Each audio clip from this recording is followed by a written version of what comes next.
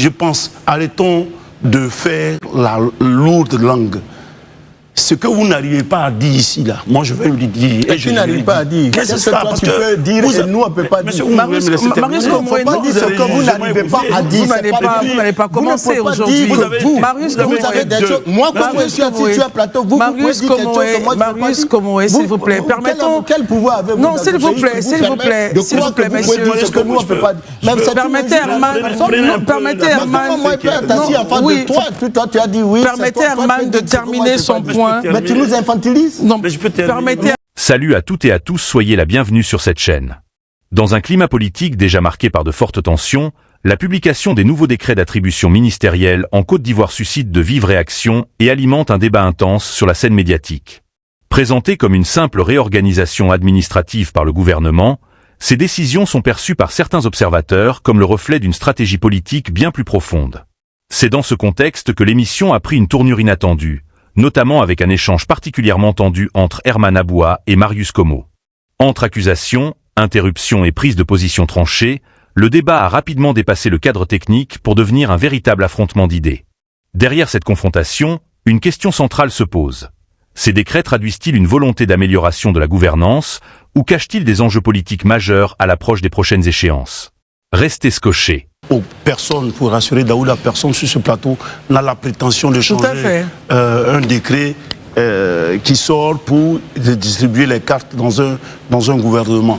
Mais lorsque, vous savez, nous les scientifiques, moi j'ai fait la géologie, c'est de l'anomalie qui nous intéresse, parce que c'est l'anomalie, c'est de là que vient le gisement. Selon vous, il y a anomalie? L'anomalie, c'est cela. Vous-même, vous l'avez dit, personne ici, tout le monde donne une bonne note à quelque chose qui fonctionnait. C'est lorsqu'il y a un problème qu'on vient restructurer. Pour ma part, après on ne va pas venir spéculer sur les attributions. Aujourd'hui, on constate qu'il n'y a pas de problème, mais on restructure.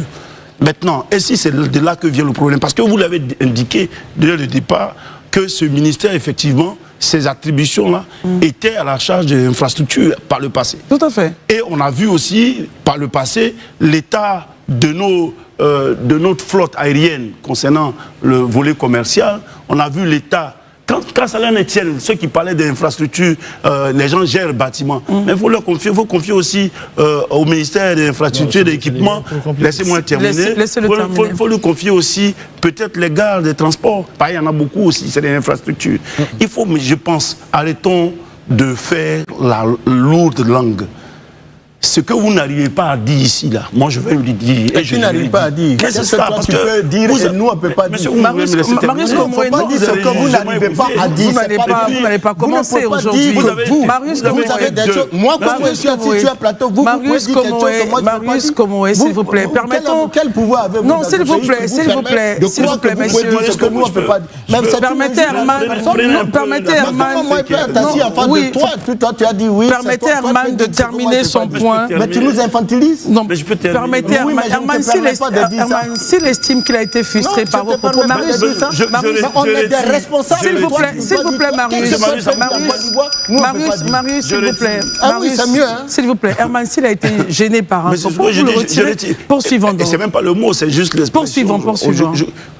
Ce que je dis pour terminer, voilà. Je sais, on connaît le tempérament de chaque ministre là. Je ne crois pas que le ministre Kone Amadou lui-même en fasse un tas de ce qui s'est passé.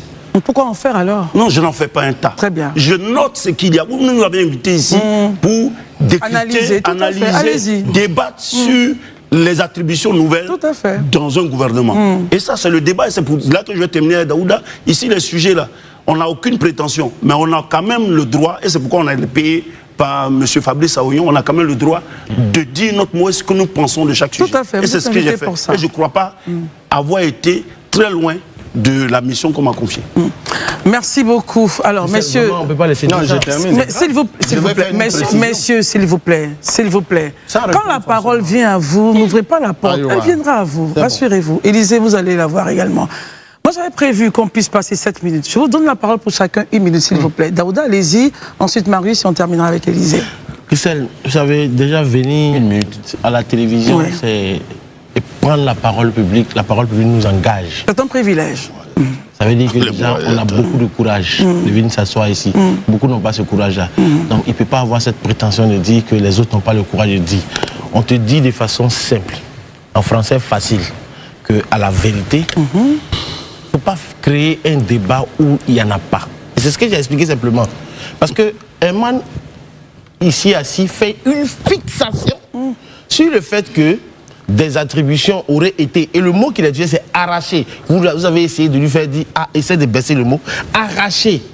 Mais on t'explique que dans le même gouvernement, pourquoi la fixation que tu fais sur le cas Iensié et le cas Amadou Koné, tu ne fais pas la même fixation sur le cas Kofi Nguessan, sur le cas Maître Camara, sur le cas Moulo, sur bien d'autres cas où des attributions ont été prises par d'autres personnes. Faut pas aller chercher des cheveux sur la tête d'un chauve. Très bien. Et c'est ce que tu es en train de faire. S'il te plaît, Herman. Très bien. Merci. Et à la vérité, là, c'est ce qu'on est en train de te dire.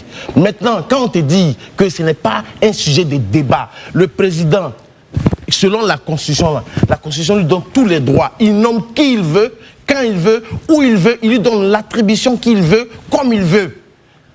C'est un sujet qui est souverain. Et je te dis, si le président a décidé, ce n'est pas tes élucubrations là qui vont changer quelque chose dedans. Non, pas. J'en ai fini. Je retire l'élucubration. Moi, il n'y a pas de mot tabou. Hein. Non, c'est pas grave. Non, c'est pas grave. C'est toujours bon, mais c'est toujours bon pour un plateau sain d'être très gentil dans les mots, s'il vous plaît. Marius, comme vous n'étiez pas très d'accord avec lui. Oui, je voulais tout simplement dire que les ports, aéroports sont considérés comme également des infrastructures stratégiques dans un pays. Au même titre que les routes, au même titre que les ponts, au même titre que les autoroutes. Bien évidemment, en décidant de confier ces infrastructures, la construction, la modernisation et tout ce qui va avec ces grands projets à un département ministériel. Bien précis, oui. C'est pour une meilleure planification de l'action gouvernementale, mais mieux. Il faut laisser un ministère construire, il faut un ministère, le même ministère gérer, moderniser, assurer l'entretien. Quel est l'objectif visé? Cela vise justement à éviter la dispersion de l'action gouvernementale. On l'a vu, parce que nous qui sommes, c'est pour ça que j'ai dit, nous sommes des sachants. Au niveau donc du ministère des Infrastructures, mais s'il ne le sait pas, nous allons le lui dire. Allez-y, dites-nous. Sachez que cette décision qui vient d'être prise de confier toute la gestion des infrastructures à un seul département, y compris le secteur des transports, dont le métro et tout ça, aura un impact pour les usagers, aura un impact pour les entreprises. Le même ministre actuel des infrastructures, c'est pas le même qui était DG du port autonome d'Abidjan. Tout à fait. C'est pas le même qui avait augmenté de 1000% et que j'ai dénoncé ici, où ils étaient sur ce plateau qui n'avaient pas dénoncé par le passé. Mais on a fait ce travail. Mais aujourd'hui, ne mélangeons pas les sujets. Qu'est-ce qu'il raconte? Restons sur le point. Le président de la République a jugé nécessaire de lui confier des tâches importantes. Laissons-le au travail. Bien sûr. Et puis on va apprécier. En tout cas, moi, en ce qui me concerne, monsieur le ministre, nous vous soutenons et nous vous regardons. Si vous faites du bon travail et que le métro marche et que les prix du métro sont accessibles aux Ivoiriens et que les routes sont praticables et que pour quitter Abidjan pour aller à Korogo, pour quitter Abidjan pour aller à Bouna, je ne sois pas obligé de tomber dans les crevasses jusqu'à destination. Merci beaucoup, Marius. Merci, Marius. Il faut de bonnes routes et il faut des routes praticables pour l'ensemble des usagers à moindre frais. Les péages aussi, il faut regarder. Merci beaucoup, Marius. Alors, Élysée, dans tous les cas, les ministres travaillent en symbiose. Aucun ministre n'aura le droit ou la capacité de dire « je travaille en vase clos ». C'est un bon chaînage qui fonctionne. Votre point, et je l'espère en tout cas très posé pour ramener un peu la sérénité. Ok, Christelle, merci beaucoup. Mon plaisir. Avant que je ne réponde à votre question, permettez déjà que je précise que à toute fin utile, je crois que l'objectif en étant sur le plateau, c'est pas juste de ravir la palme de la dénonciation. Bien sûr. Celui qui le fait le plus ou qui le fait le moins. Je crois que c'est pas ça le but. Moi, je pense qu'en venant chaque soir s'asseoir ici, c'est d'aider les Ivoiriens à comprendre ce qui se passe dans le pays. C'est surtout ça l'objectif. Et les amener en connaissance de cause à prendre des décisions. C'est ça. Vraiment, c'est ça. Si en dehors de ça, on a d'autres missions, j'estime qu'on n'a peut-être pas compris le sens. Mais sinon, c'est ça le but. Maintenant, revenant à la question, je pense qu'il faut comprendre les choses. le précédent gouvernement, dans lequel le ministre des Transports actuel, M. Amadou Koné, avait sous sa responsabilité les ports et les aéroports, ce ministère-là ne contenait pas un ministère de l'infrastructure. Ça n'existait pas. Dans ce ministère, ce gouvernement n'avait pas de ministère des infrastructures, ça n'existait pas. On est d'accord? Bien sûr. Voilà. Donc, le fait que ça n'existe pas, la logique voudrait donc que le ministre des Transports ait la responsabilité sur ces infrastructures qui engagent son département, notamment les ports et les aéroports. Mais tant que le ministère revient... Dans ce nouveau gouvernement, on dit, bon, désormais, on met un ministère des infrastructures. Mais c'est tout à fait logique qu'on prenne ces infrastructures-là et qu'on les mette dans les portefeuilles de ce nouveau ministère qu'on appelle ministère des infrastructures qui n'existait pas dans le gouvernement précédent. Débat, il n'y a plus. Il n'y a plus. Donc ça, je pense qu'on ne va pas vraiment épiloguer longuement là-dessus. Tout à fait. Voilà, vraiment. Et puis, une chose est importante aussi de rappeler. Moi, je le dis, il faut que les Ivoiriens comprennent que la fonction de ministre n'est pas une fonction de carrière. Parce que justement, quand souvent on dit tel est ministre, qu'on enlève ministre, bon, c'est un scandale mondial. Mais pourquoi? Mais lisez-moi le point, ou le rapport. Je vais y arriver. Parce que ça choque des esprits. Hein.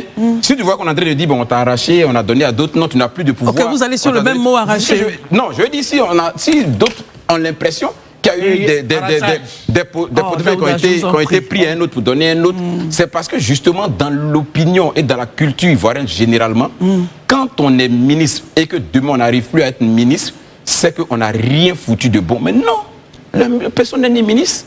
La fonction de ministre, ce n'est pas une carrière. Je peux occuper aujourd'hui très bien travailler et puis au bout de 5 ans, je peux partir. Ça ne veut pas dire que je n'ai pas bien travaillé. Bien sûr. Voilà où aujourd'hui on peut me donner le ministère de l'Éducation nationale.